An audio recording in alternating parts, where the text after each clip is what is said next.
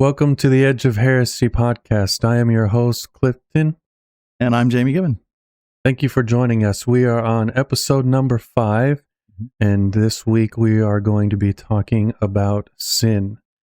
But if you've been paying attention and following along with us, Jamie, last time you talked about being blessed and working within our godly purpose, but not necessarily following God. And you had mentioned Hitler on that. Would you mind expounding upon that a bit for me and for our audience? Sure, I will.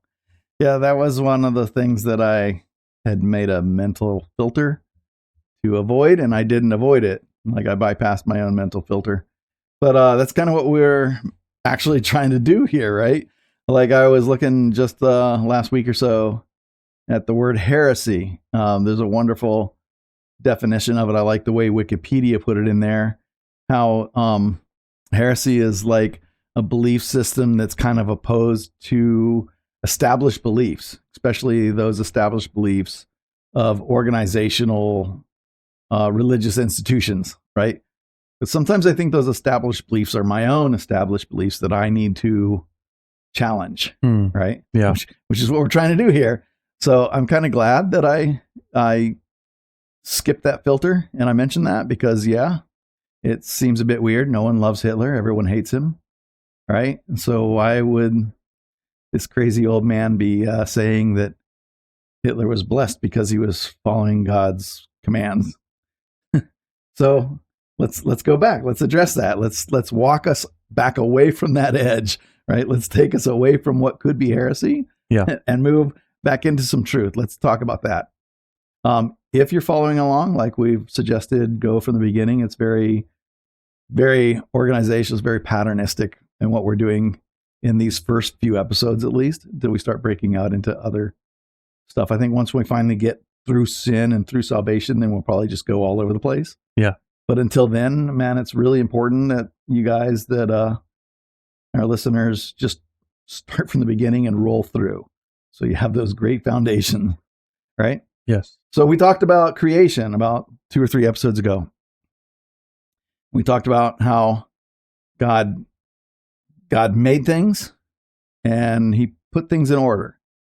Like when he established the world, he also established laws, like hidden rules and guidelines. When you're a game developer and you want to create a game like Monopoly or Robo Rally or whatever game you want to create, it has to have rules. How do I play this game? How do I win this game? What's going to get me in trouble in this game? Right? Those are the rules. Well, when God created the earth, he created rules that go along with it. Like we have the law of gravity. Everyone knows that one, right? Yeah. We have the law of entropy. We understand those things. Law of momentum. We get those things. We understand these things from a science perspective. There's other laws. One of your favorites, the law of seed time, progression time, and harvest time, sowing and reaping, right? You understand that as a farmer, you understand that law quite well. Yes, I do. And you work better in that law than most of us because it's your world, right? So we have things that we're supposed to do. And when it came to Hitler, he was doing those things. And I'll get you there. I'll get you there, right? But perhaps I shouldn't have said he was really working within our purposes as humans, more like he was operating within the specified guidelines, right? Yes. So these guidelines, when God put them up, remember, God blessed, and then he gave commands, right? He told the sea creatures, it says he gave them a blessing and he told them reproduce. Land creatures, he gave them a blessing and told them reproduce. Humans, he gave them a blessing, he told them to reproduce. He gave them a blessing, he told them to take command, right? Now, dominion over the earth. Yeah. And it's interesting how if you read through it, like we mentioned this before, Rabbi Marty Solomon, he talks about it a lot. And if we get into this stuff later on, I might have to plagiarize some of his things. But I suggest people just listen to it. His talks are very foundational. Genesis really changed my world. I think in the last few years, the way I think about our creation and the way things started and stuff was really changed a lot by the way getting a view of non-Western culture. Like the Hebrew culture and their way of seeing it was very, I loved it. It was eye-opening. I love after all this time that I can still change how I think about things. I love it. Yeah. Right. But we go through there. One of the things God does is he separates, right? Yes. It's in there a lot. He separates. He separated the day from the night. He separated the sea from the sky. He separated the land from the earth. He separated day and night, darkness, light, all these things he separated. We almost miss it. He separated humans from animals, right? Yes. We're separate from them. We're different. We have a different set of rules than other land-based animals, right? We have different commands and different blessings. We have more commands and more blessings, right? And we see that because he created mankind in his image. Yeah, I hope my audience will forgive me. I say man a lot. I'm an old guy. And old people know that when I say man, I mean humans. Today's day and age, they don't really get that. They think when I say man, they think I'm talking about a man, and I'm excluding all women and children, and I'm not. I'm saying human. But he created humanity different in his image, right? He breathed into us and we became a living soul. Remember that? Yes. We are a living soul. So we're different. We're in his image. So we're meant to be like him. We were made by him to be like him. We're meant to do the things that he did. We talked about that a little bit earlier, right? When we said we're supposed to obey him, we're supposed to love him, we're supposed to worship him, we're supposed to obey each other, love each other, and these things that are like the form of worship. Mm-hmm. I don't want to go back into that. But God created. We're meant to be creators, right? We all have a creative spirit in us. We're meant to create. God brought order to chaos. We're here to bring order to chaos. That's kind of what we're supposed to do. And God is reproductive. Like he created man in his own image. He wants us to create humans in our own image, right? Anybody who has a family, they'll know this. The children are like sometimes just mini-me's, like little tiny versions of those people, because we create in our own image too, right? We do these things. And one of the other things that separate us from mans and animals is that he gave us the authority to and the command to have dominion. And now we roll back to Hitler, right? Yep. Hitler was following that command. He was taking dominion, right? And therefore he received the blessing that came with that command. And most people don't think of it as a blessing, but he was successful because he was operating within guidelines and parameters. And blessings always follow obedience. And he was obeying that command and he was receiving that blessing. But he did it in a very sinful way, right? I was going to say he twisted. He did. He twisted that blessing. He did. And thus we learn that we can also operate within our commands and be sinful. And it's not just sinful that we're operating outside of our commands. We can operate within our design parameters as humans and still be sinful. And we'll talk about sin later, but he was sinful. And just like blessing follows obedience, curses follows disobedience. So yes. He was doing a little bit of both.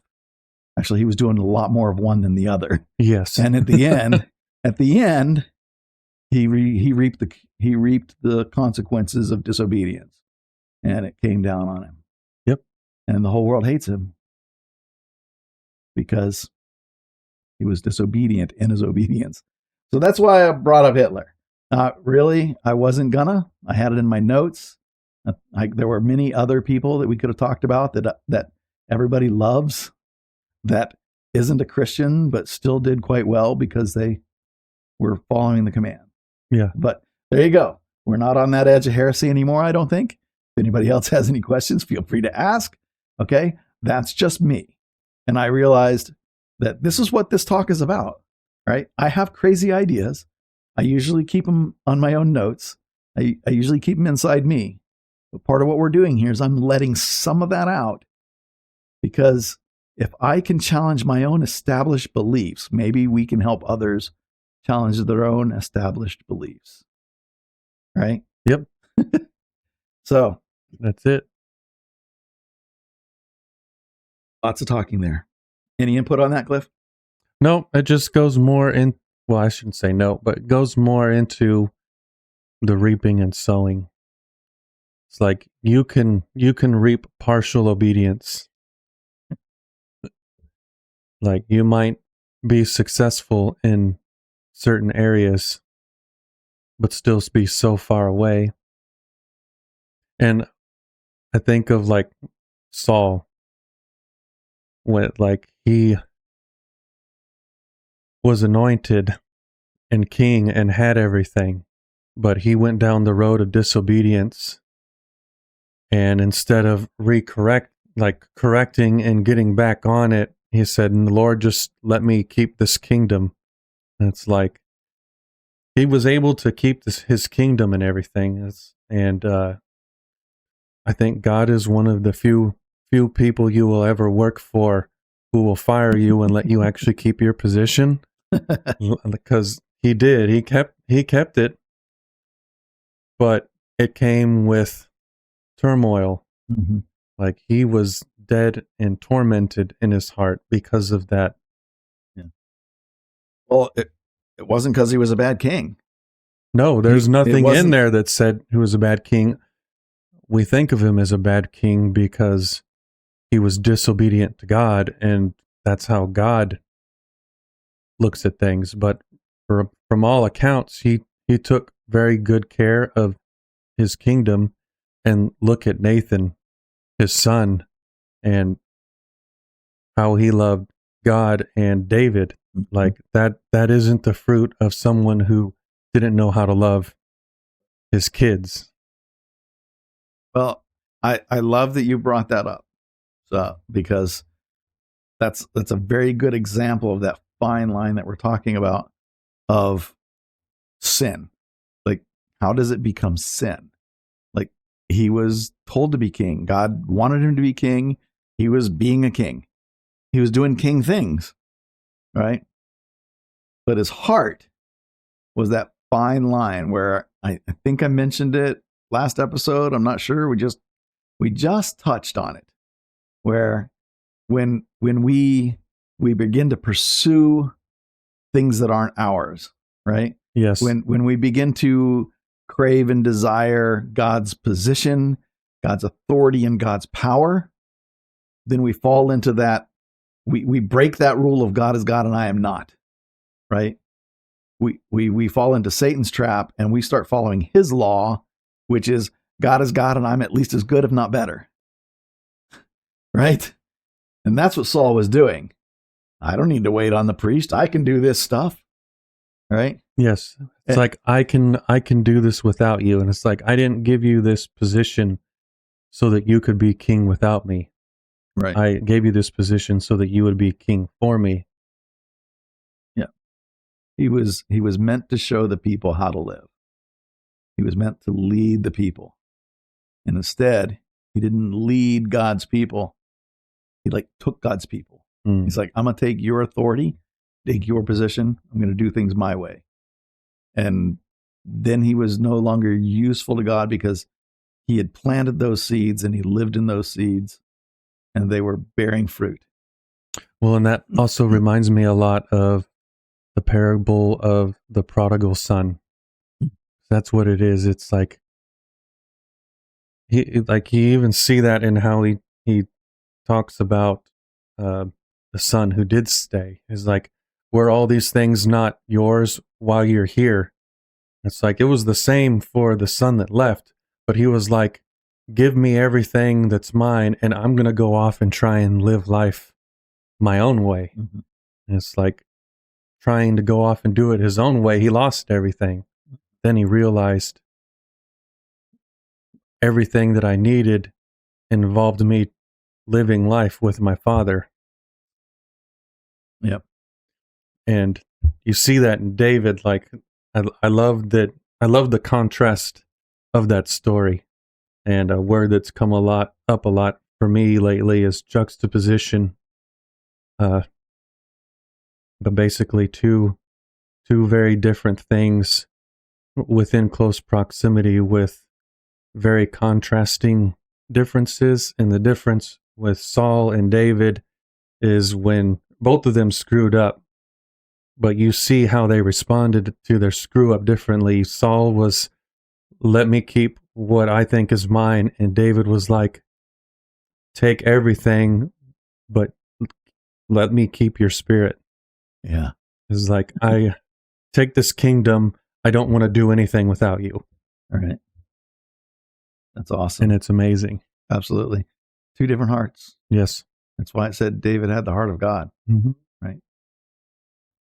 So, no, that's beautiful.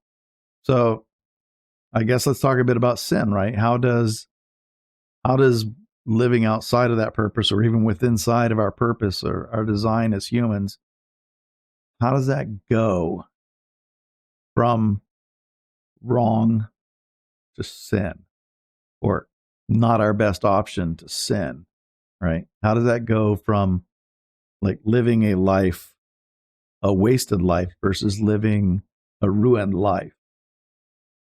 What's that fine line of sin?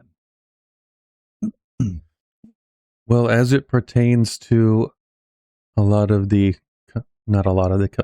commandments, the way I've always thought of it as the motive of our heart being the most important thing, I believe the purpose of the commandments was God saying, hey, these specific things, you can't do these and stand before me and say that you had a correct motive.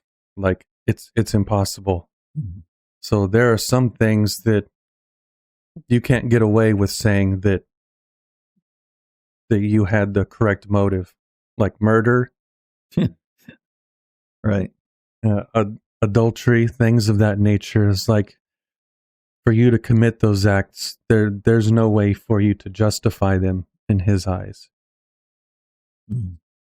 I love how James says it, right? When he says, lust, when it is conceived, brings forth sin, and sin, when it's finished, brings forth death.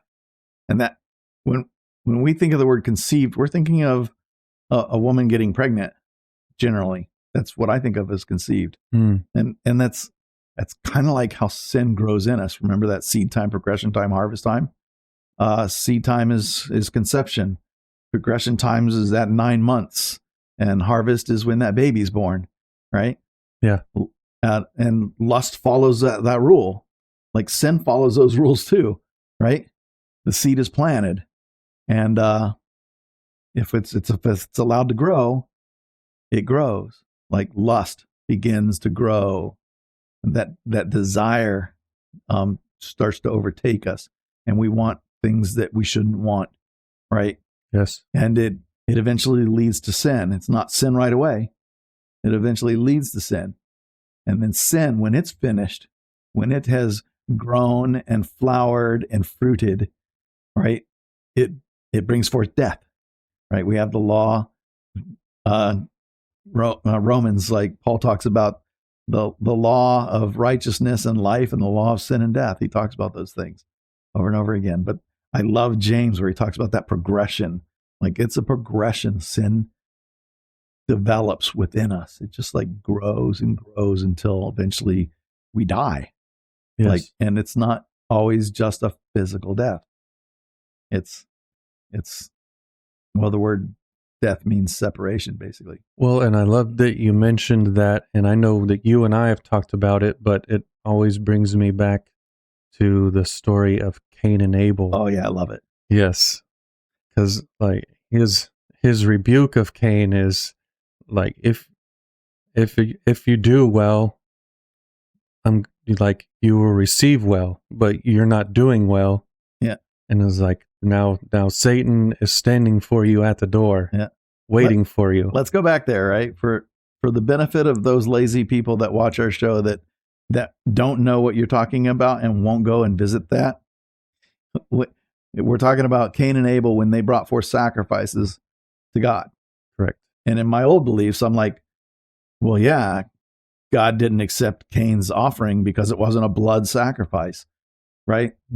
That's how I was raised and taught, but that isn't at all the case. That's not what that's really about. And the fact of the matter is, God didn't accept Cain's offering, and he did accept Abel's offering, right? And that's what you're talking about when God came to him and he said, hey, man, lift up your countenance.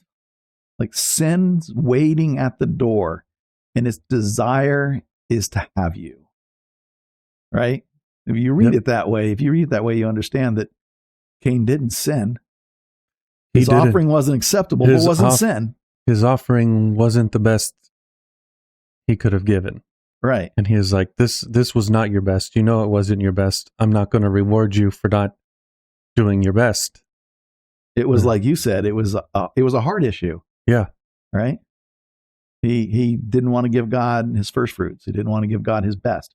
He just kind of like, you can have the leftovers, dude.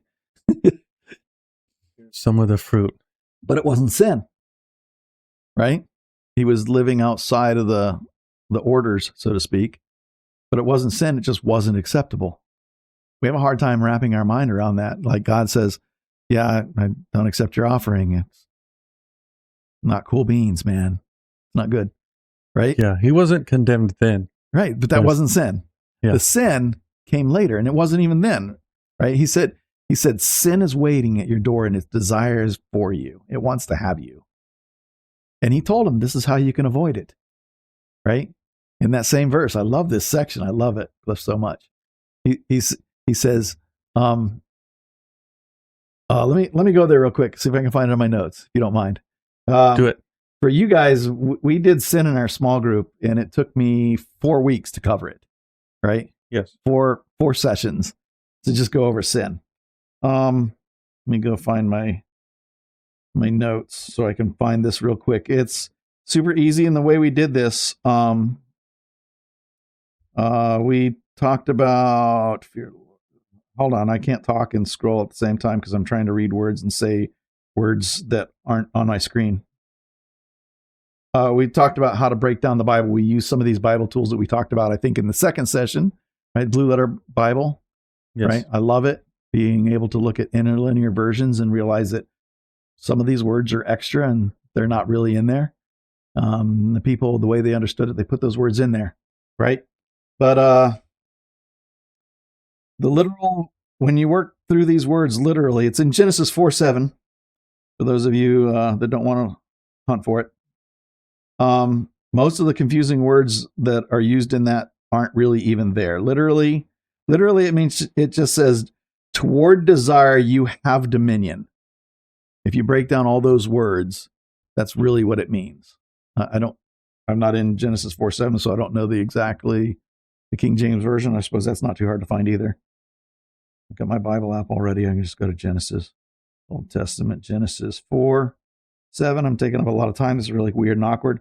King James Version, if thou doest well, if you do well, will you not be accepted? And if you don't do well, sin waits at the door, lies at the door. And this is what it says in the King James. And unto thee shall be his desire, and thou shalt rule over him. So really confusing words. But when you run it through an interlinear and you get the original language words, most of these words are filler words, and they aren't there. But those words translate in towards desire, you have dominion. And God's telling Cain, here's the secret to not letting sin make it through progression time. Here's how to abort this baby early, right? Control your desires. I've given you the blessing and the power to overcome your desires. You're not an animal. You don't have to do the first thing that comes to your mind to do, right? You aren't a dog. Just because you see that dead deer carcass doesn't mean you have to eat it. That's it. That's it. Just because you see that hot girl going past, we don't need to finish that sentence. We need to learn to control our desires. And God says, you have dominion over them, right? But if you don't take dominion over your desires, sin's lying at the door and it's waiting for you. Your desires are waiting at the door for you to consume you. And when lust is conceived, it brings forth sin. That's sin. It's not really that simple, but it's that simple. Jamie 101. Are you ready for this? No. I've gone to Bible schools. 3 of them now. Gone to 3 Bible schools now. I've been reading King James Version since I was 10 years old, right? So 5 decades of Bible. My parents were missionaries. I've gone to church all of my life. I've gone to different churches over and over and over again. And sin is this really hard thing that everybody knows exactly what it is. They know when it's there. They know what it is, right? But we have so many labels for sin that we've forgotten. And this is what I've come to believe, right? We're on that edge right now because not everybody's going to believe this. Most church denominations think it's not that simple. But I believe, Jamie disclaimer right here, I believe there's only one sin. There's only one, right? You know what sin that is. We've talked about it before. Is it pride? Pride. It's pride. When we go back and we look at the original sin, what do we think of? Satan, pride. Very good, right? Most people think Adam and Eve in the garden. That's man's original sin, but that's not the original sin. The original sin is in Isaiah, the 7 I will statements, right? I will exalt myself above your throne. I will be mighty. I will be like you. I will be. I. That's the original sin. Instead of I am, it's I will. Yeah. he I willed the I am. That's awesome. Right? And so when we sin, we put ourselves under ownership. Remember, we talked about ownership too. Like God made this world, God owns us, right? Yes. The actual thing that Adam and Eve did to us, not for us, what they did to us is they sold us into a different slavery. They sold us into the slavery of Satan and sin instead of the ownership of God, right? And so when we sin, we act out our father, the devil. We do his things. We follow his commands, right? And all of his commands are always, I'm number one. I have God's power. I have God's authority. I have God's position. I am God. All sin comes down to that. When some guy cuts me off on the highway and I get real mad and I want to blare my horn at him, I want to chase him down the road because I'm mad. Why? Because he offended me. How dare he? Oh. When I see it that way, I realize that it's just my pride. It's not because he violated something. It's not because he put my life at risk and property damage and other people around us. I'm not righteously indignant because he's being crazy and foolish. Because my reaction shows me that I'm mad because I thought I was on the throne of my life and you overpowered me and showed me how weak I am, and now I'm mad. Right? Mm-hmm. It's pride. It's pride. Well, and that brings me into something I wasn't really planning on bringing up, but I think it fits in too well, and that is Renee, my wife, and I, we were having some issues and wondering why it is people act certain ways, and then later on down the road, it's like they completely forgot the seeds that they sown and wonder why they're reaping the fruit of that seed. And she dropped a bombshell of truth, and that was because everybody wants to be the hero in their own story. And that's it. It's the story of the Bible is that God is the hero. And in every story, God is always the hero. But going back to Saul, he wanted to be the hero. Right. I'm the king. I'm in charge. And that's it. And especially in the Western church, there's a lot of idolatry in the form of hero worship, I think, where we put pastors, upper leadership in those positions of power in place of God. but they were never intended to hold themselves, nor do they have the strength.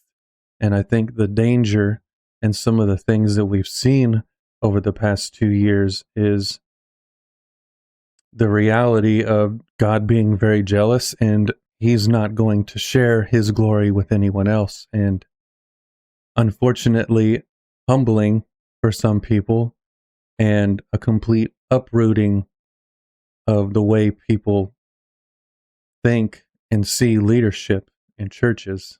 Hmm. And it's so incredibly easy to fall into. Yep. Because we're created in his image. We, like, desires at the door. The desire is to be just like him. Right. So and going back to why it's easy to forget the seed that you have sown and then be confused later at the harvest, is because if you're trying to be the hero in your own story, it becomes a lot easier to overlook the consequences of your own actions. So you can live within this bubble of I'm the hero. So anything that comes into contact or conflicts with that, very easy to just toss away. Mm-hmm. Yeah. And that is pride. And I think it's very rampant in the Western church. Right. And it's interesting. We live with this concept that I have to be the hero of my story. And what we do is, in our own mind, in our own psyche, we begin to make excuses for all the things that are wrong, all the things that didn't go the way we wanted it to. We make them excuses so that we don't look powerless. Exactly. All the things that we did wrong, we make excuses so that we don't seem evil. We continue to excuse. And if you can look at it and you can see it and you can recognize them as excuses, you'll know that that'll be like a flag waving. Oh, by the way, this is sin. Yeah. Right. But it is a tightrope that we have to walk, because, and God told us to do all these things, like, and we can do all the things God told us to and still be doing all the wrong things. Yes.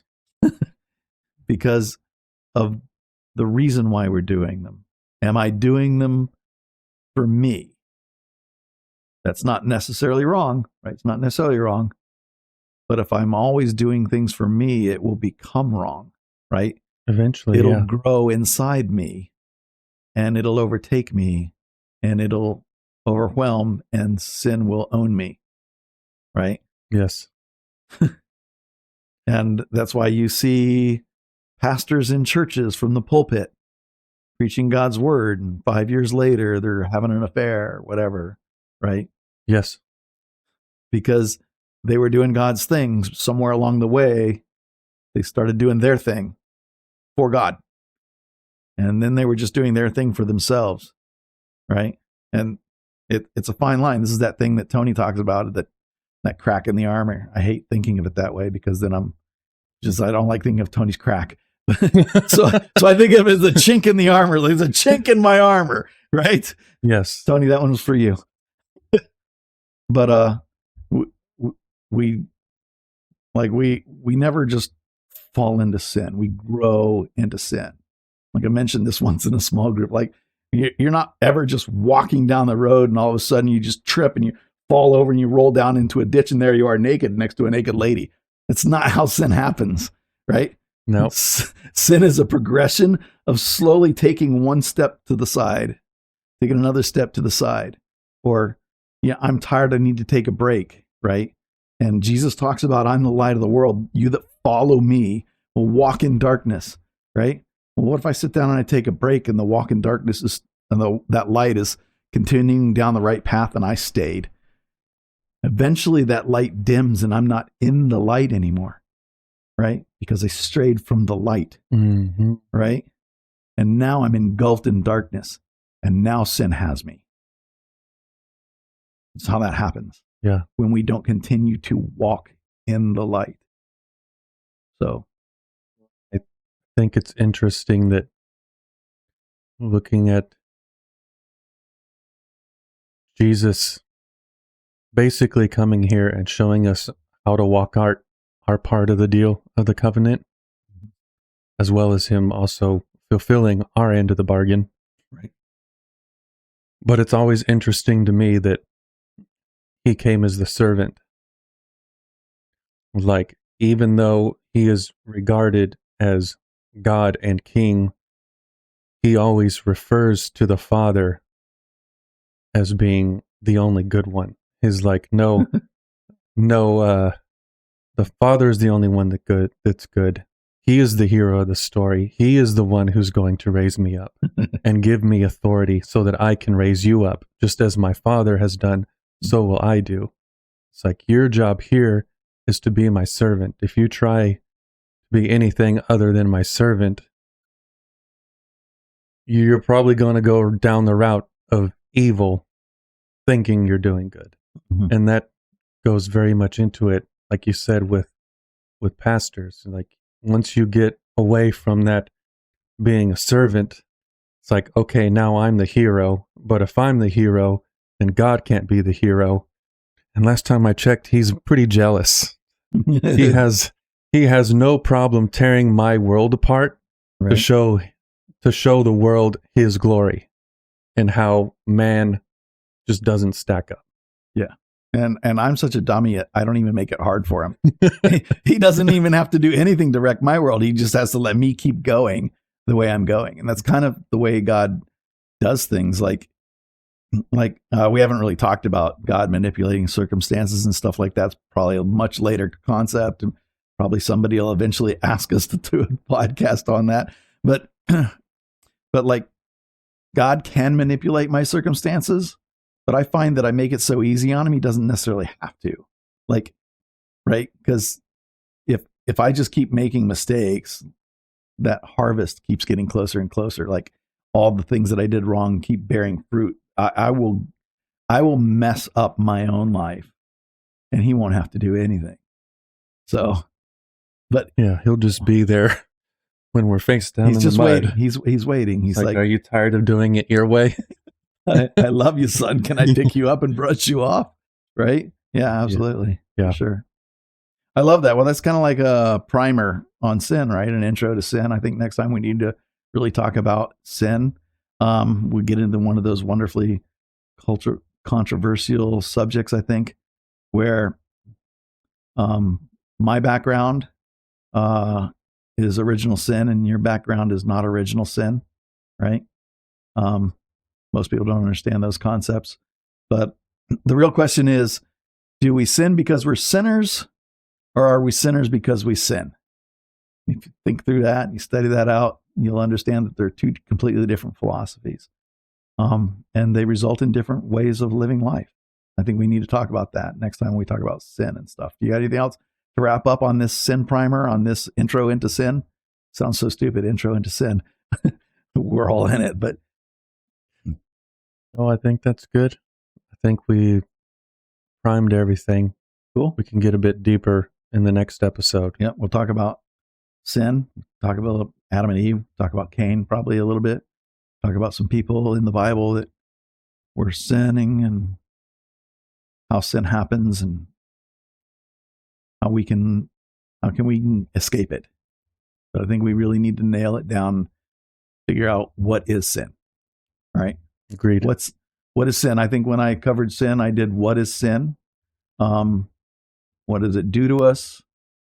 There's a few other things. I'll have to look at my notes, but we really covered sin a lot. We'll try to condense it down and into maybe one session of what's sin, what's it do to us, what has God done about it, stuff like that. And then we can finally get into salvation, and that's probably going to take a couple episodes because we'll have some controversial stuff there too. Yeah, I know there's a few topics. We could go ahead and say it. I think at some point, we're going to hit on the once saved, always saved. Eternal security. Can you lose your salvation? Yeah. And try and figure out, okay, where's the middle ground in this? What does God want us to take away? Yep. What's actually useful? Where's the truth in the matter? Absolutely. But for now, that's it, right? That's it. Thank you for joining us. Thanks for not quitting on the last episode. Thanks for I mean, if you're hearing me say this, you didn't quit on the everybody's going to quit episode. So, shalom.